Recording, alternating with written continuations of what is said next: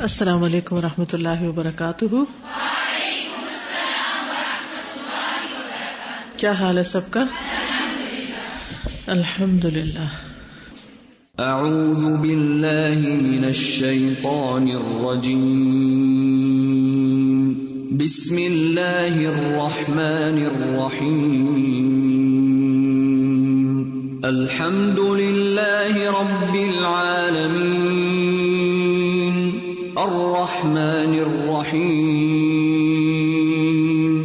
مالک یوم الدین، ایاک نعبد وإیاک نستعین،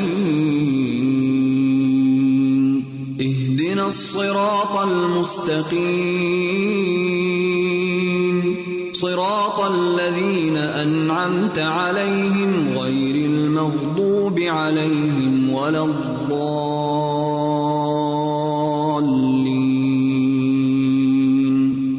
آمین۔ نحمده ونصلی علی رسولہ الکریم، اما بعد فاعوذ باللہ من الشیطان الرجیم، بسم اللہ الرحمن الرحیم، رب اشرح لی صدری ویسر لی امری واحلل عقدۃ من لسانی یفقہوا قولی۔ سیدہ اسماء بنت سلامہ رضی اللہ تعالی عنہا، خاندانی پس منظر، نام اسماء، باپ کا نام سلامہ بن مخربہ اور خامند کا نام عیاش بن ابی ربیعہ تھا، جو سیدنا خالد بن ولید رضی اللہ عنہ کا چچا کا بیٹا تھا۔ کیا نام تھا؟ عیاش، اور وہ کس کا چچا کا بیٹا تھا؟ خالد بن ولید کا۔ اور یہ بھی یاد رکھیں کہ ابو جہل کے ماں جائے بیٹے تھے، یعنی ماں کی طرف سے بھائی تھے۔ جب رسول اللہ صلی اللہ علیہ وسلم نے قریش کی جانب سے اپنے صحابہ پر ظلم و ستم ہوتے دیکھا اور خاص طور پر مسلمانوں کو نشانہ بنایا جاتا جو کمزور ہوتے، تو آپ صلی اللہ علیہ وسلم نے انہیں حبشہ کی طرف ہجرت کرنے کی اجازت دے دی تاکہ وہاں آزادی کے ساتھ اللہ تعالیٰ کی عبادت کر سکے، کیونکہ وہاں کسی پر کوئی قدغن نہیں لگائی جاتی تھی۔ وہاں کسی پر کوئی قدغن نہیں لگائی جاتی تھی، آزادی کے ساتھ ہر کوئی اطمینان سے زندگی بسر کرتا تھا، کسی کو کوئی خطرہ نہیں تھا۔ جب مہاجرین کا قافلہ روانہ ہوا تو اسماء اور ان کے خاوند بھی قافلے کے افراد میں شامل تھے۔ وطن سے جدائی بڑی مشکل تھی، لیکن دین سے جدائی اس سے بھی زیادہ مشکل تھی۔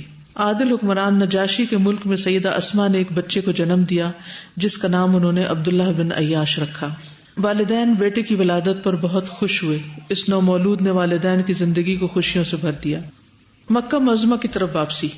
پھر سیدنا عیاش اپنے خاندان کے ہمراہ مکہ معظمہ واپس آ گئے۔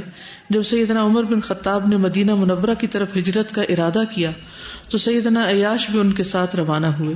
جب دونوں سلامتی کے ساتھ مدینہ منورہ پہنچ گئے تو ان کی ماں کی طرف سے دو بھائیوں ابو جہل اور حارث کو پتہ چلا تو وہ دونوں مدینہ منورہ پہنچ گئے۔ کہتے ہیں کہ یہ ابھی قباء کے مقام پر تھے جب یہ دونوں پہنچے ہیں۔ کون کون؟ ابو جہل اور حارث۔ انہوں نے سیدنا عیاش کو بتایا کہ تیری والدہ نے حلف اٹھایا ہے کہ جب تک وہ تجھے دیکھ نہ لے گی وہ اپنے سر کو تیل نہ لگائے گی، نہ سایہ میں بیٹھے گی۔ وہ یہ جانتے تھے کہ عیاش اپنی والدہ کا بڑا فرما بردار ہے۔ اصل میں انسان پہ آزمائش اس کی ویکنس کی طرف سے آتی ہے، جو انسان کا کمزور پوائنٹ ہوتا ہے نا، وہاں انسان پھسلتا ہے۔ جب سیدنا عیاش نے ان دونوں کے ساتھ واپسی کا ارادہ کر لیا تو سیدنا عمر بن خطاب نے انہیں ان دونوں کی دھوکہ دہی اور چال بازی سے ڈرایا کہ تم ان کے پندے میں نہ آؤ، لیکن ان کے دل میں اپنی ماں کے لیے رقت پیدا ہو چکی تھی، لہٰذا وہ ان دونوں کے ساتھ واپس چل پڑے۔ انہوں نے واپسی میں دوران سفر ہی دھوکہ دے کر ان کو رسی سے جکڑ دیا اور اسے لے کر مکہ معظمہ میں داخل ہوئے اور وہاں پہنچ کر بند کر دیا، قید کر دیا۔ حالانکہ بھائی تھے، لیکن دین کی دشمنی آپ دیکھیں۔ پھر ایک دن سیدنا عیاش کو موقع ملا اور وہ ان کی قید سے فرار ہو کر مدینہ منورہ پہنچ گئے۔ بخاری اور مسلم میں روایت آتی ہے کہ رسول اللہ صلی اللہ علیہ وسلم کو جب ان کی اس قید کا پتہ چلا تو آپ 1 مہینہ تک دعائے قنوت فجر کی نماز میں پڑھتے رہے، اور اس میں آپ خاص طور پر ان کا نام لے کر، اور بھی کچھ لوگ تھے، ان سب کا نام لے کر دعا کرتے تھے کہ اللہ ان کو نجات عطا کر، اللہ ان کو نجات عطا کر۔ پھر ایک دن صبح کی نماز میں آپ نے دعائے قنوت نہیں پڑھی تو لوگوں نے پوچھا کہ آج آپ نے دعائے قنوت نہیں پڑھی، تو آپ نے فرمایا کیا تم نے دیکھا نہیں کہ عیاش واپس آ چکا ہے، یعنی اب دعائے قنوت پڑھنے کی ضرورت نہیں۔ تو اس سے بھی کیا پتہ چلتا ہے کہ رسول اللہ صلی اللہ علیہ وسلم اپنے ساتھیوں کا کتنا خیال رکھتے تھے کہ نام لے کر نماز کے اندر ان کی رہائی کے لیے، ان کی تکلیف دور کرنے کے لیے دعا کر رہے ہیں. اس کو قنوت نازلہ بھی کہتے ہیں. نبی کریم صلی اللہ علیہ وسلم کا سیدہ اسماء کے ساتھ اکرام سے پیش آنا. سیدہ اسماء اور ان کے خاوند کو یہ شرف حاصل تھا کہ کبھی کبھار رسول اللہ صلی اللہ علیہ وسلم ان سے ملاقات کے لیے ان کے گھر تشریف لے جاتے. یہ پچھلی بہت سی صحابیات کے واقعات میں آپ نے پڑھا کہ ان کے بارے میں پتہ چلتا ہے کہ نبی صلی اللہ علیہ وسلم ان کے گھر بھی جایا کرتے تھے. آپ کتنے زیادہ مصروف تھے، اور آپ کی عبادت دیکھیے تو سب سے زیادہ، آپ کے کام دیکھیے تو سب سے زیادہ. اس کے باوجود جو ہیومن آسپیکٹ ہے اس کو آپ نظر انداز نہیں کرتے تھے. لوگوں کی جو ضروریات ہیں ان کا خیال رکھنا، اور ان کی مشکلات اور ان کے دکھوں میں ان کے کام آنا، یا ویسے بھی ان کو وزٹ کر لینا، لیے دیے یا صرف اپنے آپ میں نہیں رہتے تھے. جب یہ عظیم المرتبت مہمان ان کے گھر ہوتے تو سیدہ اسماء اس موقع کو غنیمت سمجھتی، آپ سے دینی مسائل دریافت کرتی تاکہ حبشہ کی ہجرت کے دوران میں جن فرمودات رسول سے وہ محروم رہے ان سے ان قیمتی لمحات میں مستفیض ہو سکیں، تاکہ محرومی کا کچھ تو مداوع ہو سکے. ایک دفعہ سیدہ اسماء نے عرض کیا، اے اللہ کے رسول صلی اللہ علیہ وسلم، مجھے کوئی وصیت کیجیے. تو آپ صلی اللہ علیہ وسلم نے ارشاد فرمایا، اپنی مسلمان بہن کے لیے وہی پسند کرو جو تم اپنے لیے پسند کرتی ہو. ایک اور روایت میں ہے کہ تم اپنی مسلمان بہن کے پاس اسی طرح آؤ جس طرح تم چاہتی ہو کہ وہ تمہارے پاس آئے. یعنی وزٹ کرنے میں یا معاملہ کرنے میں ویسا ہی معاملہ کرو جو تم اپنے لیے پسند کرتے ہو. یہ کس قدر عظیم الشان وصیت ہے. اس پر عمل کرنے سے لوگوں کے باہمی تعلقات نہایت ہی خوشگوار بنیادوں پر استوار ہو سکتے ہیں. نبی کریم صلی اللہ علیہ وسلم نے مختصر وصیت میں معنی اور مفاہیم کا خزانہ پیش کر دیا ہے. سبحان اللہ، قوت بیان میں آپ کا جواب نہیں. اللہ تعالیٰ نے آپ صلی اللہ علیہ وسلم میں یہ خوبی بدرجہ اتم پیدا کر دی تھی. اللہ تعالیٰ نے قرآن کریم کو رسول اللہ صلی اللہ علیہ وسلم کی سیرت بنا دیا اور ہر انسان پر آپ کو فوقیت عطا کر دی تھی. نبی کریم صلی اللہ علیہ وسلم کئی بار سیدنا عیاش کے گھر تشریف لائے. اس طرح نبی کریم صلی اللہ علیہ وسلم کی نوازشات ان پر سایہ فگن ہو گئیں. آل عیاش کو ملنے والے روحانی فیض کا عطیہ مبارک ہو. وہ واقعی اس فیض کے عطیے کے مستحق تھے، کیونکہ خاندان کے تمام افراد نے زندگی بھر رسول اللہ صلی اللہ علیہ وسلم کے ساتھ وفا کا انداز اپنایا.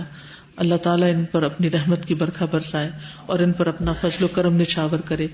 بلا شبہ اللہ سبحانہ وتعالیٰ سب سے بہتر ضامن ہے.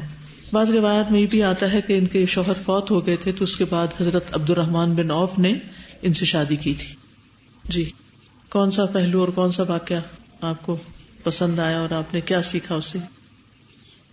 استاذہ، سب سے پہلے جو یہ لائن تھی کہ وطن سے جدائی بڑی مشکل تھی لیکن دین سے جدائی سے بھی زیادہ مشکل تھی، تو یہ میں یہی سوچ رہی تھی کہ جب آپ ریلیجن پڑھ لیتے ہیں، سیکھ لیتے ہیں، تو جب آپ اپلائی نہیں کر سکتے نا، تو وہ جو ڈسٹریس ہوتا ہے، جو آپ کو گھٹن ہوتی ہے کہ میں نہیں اس پہ عمل کر رہی، تو وہ سب سے زیادہ ہوتی ہے، تکلیف دہ ہو جاتی. اینڈ سیکنڈلی ان کا جو پرو ایکٹیو انداز تھا کہ وہ اس ٹائم کو کتنا قیمتی جانتی تھی کہ پروفٹ صلی اللہ علیہ وسلم تشریف لائے ہیں، تو زیادہ سے زیادہ لرننگ پرسپیکٹو تھا. بالکل، یہ دونوں بڑی اہم باتیں ہیں.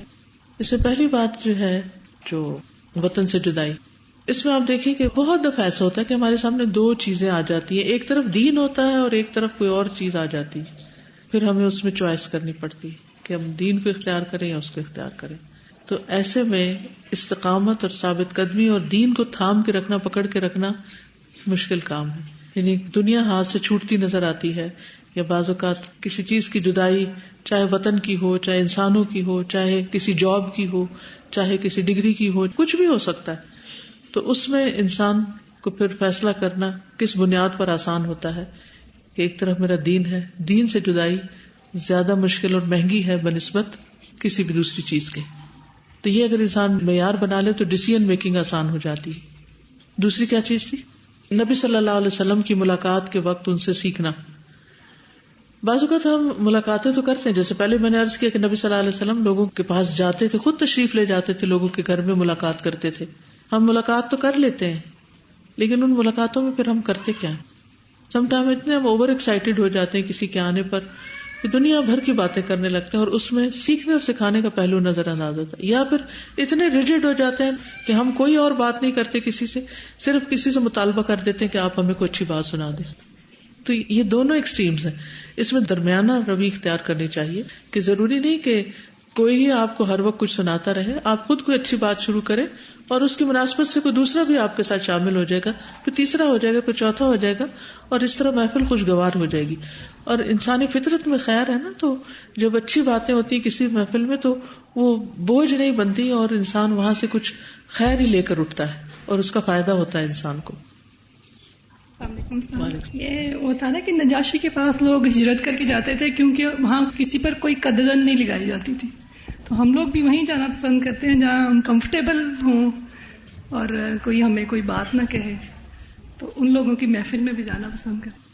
اللہ نے انسان کو آزاد پیدا کیا ہے نا, تو جو فریڈم ہے وہ سب کو پسند ہوتی ہے, چاہے فریڈم آف اسپیچ ہو یا کسی کو ایکسپریس کر کے رکھنا اور اس کے دل میں کچھ ہو, زبان پہ کچھ ہو, اور وہ اپنے دل کی کہہ نہ سکے آپ سے, تو یہ بھی ایک طرح کا جور ہے, ظلم ہے.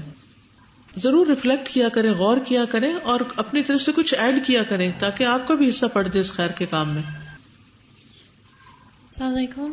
We also learn about the importance that our parents should play in this, because he left back just to go check on his mother.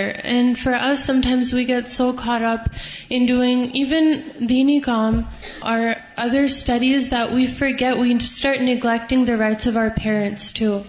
So there should be a balance in all of these things, that it's not taking too much of your time, but you're still giving them the time that they need. جی, کہ جو اپنے لیے پسند کرتا ہے بندہ وہ دوسرے کے لیے بھی پسند کرے. یعنی جو کلر آپ کو پسند ہے وہ آپ سب کو پہنائیں.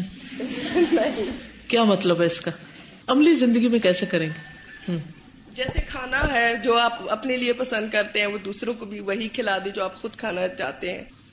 بالکل, دینے کے معاملے میں, کسی کو کمفرٹ دینے کے معاملے میں, کسی کی آپ اپنے لیے پسند کرتے ہیں. جیسے ابھی ہمارے باہر جو ہے نا وہ کام ہو رہا تھا تو وہ پانی مانگنے آئے, تو ہم جو ہے نا وہ اس کا فلٹر کا پانی لاتے ہیں, تو وہ پہلے مجھے ہوا وہ ہمارے گھر میں بھی ختم ہوا تھا, تو مجھے ہوا کہ میں اس کو نلکے کا پانی دے دوں, لیکن پھر مجھے ہوا کہ نہیں, یہ نہیں, میں اپنے لیے یہ نہیں پسند کرتی پینا, حالانکہ ان کو تو نہیں پتا تھا, لیکن پھر میں نے جو ہے نا وہ ایک بوتل تھی تو وہی میں نے باہر دے دی. ماشاء اللہ, یہی اصل معاملہ ہے اور یہ سب سے مشکل کام ہوتا ہے. السلام علیکم. وعلیکم السلام. میں نے یہ کہنا تھا کہ جس طرح یہ اسی سے ہی ریلیٹڈ بات تھی کہ تم اپنی مسلمان بہن کے پاس اسی طرح آؤ جس طرح تم چاہتی ہو کہ وہ تمہارے پاس آئے. بعض اوقات ایسا ہوتا ہے کہ کلیشز وغیرہ ہو جاتے ہیں فیملیز میں نا, تو دل میں ہوتا ہے کہ چلو مطلب ہم صلح کر لیں, لیکن کچھ ایگو آ رہی ہوتی ہے انسان کے اپنے دل میں, تو اس وجہ سے انسان نہیں جا رہا ہوتا. لیکن بعض اوقات جو ہوتا ہے نا وہ پرانی باتیں یاد آتی ہیں کہ نہیں مطلب ہم لوگ اچھے تھے ایک ٹائم میں, اور اس طرح نا, تو جس طرح آپ کا دل کر رہا ہوتا ہے نا کہ مطلب وہ آپ کے پاس ہیں, تو اب آپ دیکھو اس کے اندر کہہ رہے ہیں کہ ایسے ہی تم اس کے پاس جاؤ, تو اس طرح ہے کہ مطلب اگر آپ کا دل ہے کہ وہ آپ کے پاس آئے, تو آپ اگر آپ اس کو مس کرتے ہیں اور آپ چاہتے ہیں کہ وہ آپ کے پاس آئے تو آپ خود چلے جائیں. تو آپ خود چلے جائیں. السلام علیکم. آج کل مسلم ہیروز پڑھ رہے ہیں کچھ کورسز, اور آج یہ مسلم ہیروئن بھی پڑھ لی, تو میں کہی تھی it is making a great impact on them, اور we should reflect in our daily life. تو یہ کچھ لائنز ہیں جو میرے دل کے اتنے قریب ہیں نا, مجھے نہیں معلوم مجھے کس چیز کی زیادہ خوشی ہے, خیبر کے فتح ہونے کی یا جعفر کے آنے کی, یہ ہمیشہ میرے دماغ میں گھومتی رہتی ہیں, کیونکہ خیبر آسانی سے فتح نہیں ہوا تھا. اگر آپ تاریخ کو پڑھیں تو یہودی جنگ کے ماسٹرز تھے, انہوں نے قلعے بنائے ہوئے تھے, اور اس کو فتح کرنا ایسا کام تھا کہ کوئی مطلب آسان نہیں ہے. جب ہم اس کو دیکھتے ہیں نا کہ کیسے مسلمانوں نے فتح کیا اور درخت کاٹے, اور کیسے بہت بڑی اچیومنٹ, اور حضرت جعفر کے آنے پہ آپ صلی اللہ علیہ وسلم یہ کہہ رہے ہیں, اور کسی کے بارے میں مطلب یہ چیز مجھے اٹھا دیتی ہے کہ balance between personality and occasion.